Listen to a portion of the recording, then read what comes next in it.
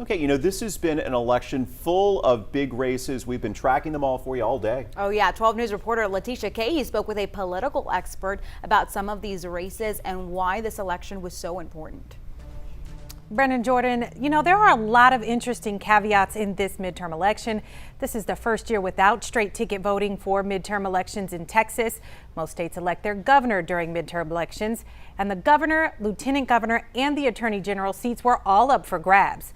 And with our focus on local and state offices, it's also important to remember that those offices make up our U.S. Senate and House of Representatives. Republicans are favored to take over the House. They need to nab about 5 seats in order to do that. The Senate makeup could come down to some tight races in about 4 states.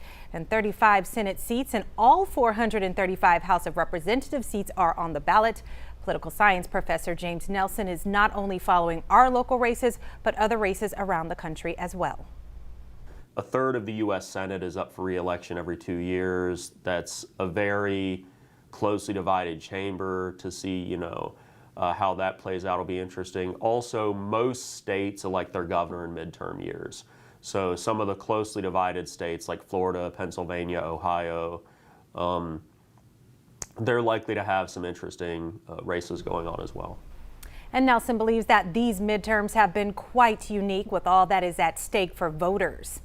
Nelson also went on to say that voters feel more invested than ever. And according to data from the U.S. Election Project, more than 46 million Americans voted ahead of Election Day, either by mail or in person, eager to get their votes in. In studio, Letitia Kaye.